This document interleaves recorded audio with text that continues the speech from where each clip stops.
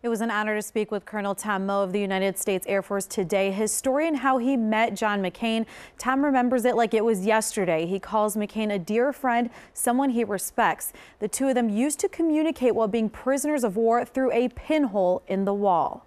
Well, of course, it was under the terrible circumstances of a Hanoi prison. We would do our best to try to drill little holes in our cell walls, just look out into the world beyond. Colonel Tom Moe lived like that for 5 years and 3 months. And one day I saw this really badly crippled, bent over fellow pilot limping his way across the courtyard. And we were able to establish through the camp some identification that his name and that he was a Navy pilot. He became friends with John McCain, who would pass by his cell and give him a thumbs up. Just before the guard would put him in his cell, my door was only about 20 feet away at an angle, so he could look right at my door, and he'd give me a thumbs up and a wink, and then go into his cell. The experiences in Hanoi, of course, were probably around the year 1969, when we lived together in the camp in Hanoi for about a year. Living right across from each other, both of us solo. I was in solitary for probably a little over 9 months, and John for at least that long, if not longer, as the Vietnamese communists tried to break our will, have us do their bidding for propaganda or for whatever. And of course, they were completely unsuccessful.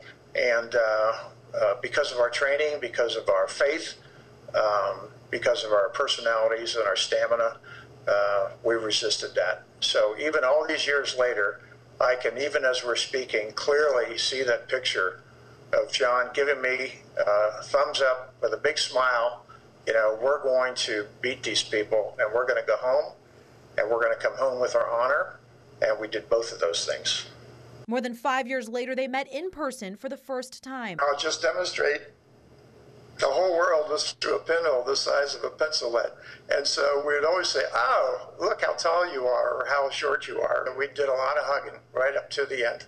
They finally were able to fly home and even together on the same plane. Years later, Colonel Moe went on the campaign trail with McCain and would tell these stories. John McCain's dad and granddad were both four-star admirals. And he had every way in the world, if he wanted to get out of a dangerous assignment, to do so. But of course, he would never do that and did not do that. That tells you right away about John McCain. John McCain was a good man. I was able to pass on my well wishes from my wife, Chris, and I. Our favorite way of ending any communication was with when we would tap on the wall or whatever. And still to this day, when we email each other, is with GBU, which is our closing to say, God bless you. And that's the last message I sent to him, ended that way. And as Colonel Tom Moe there gave me a thank you for today's interview, I'm honored to say he ended our conversation today with GBU. Local for you in studio, Elise Chingari, NBC4.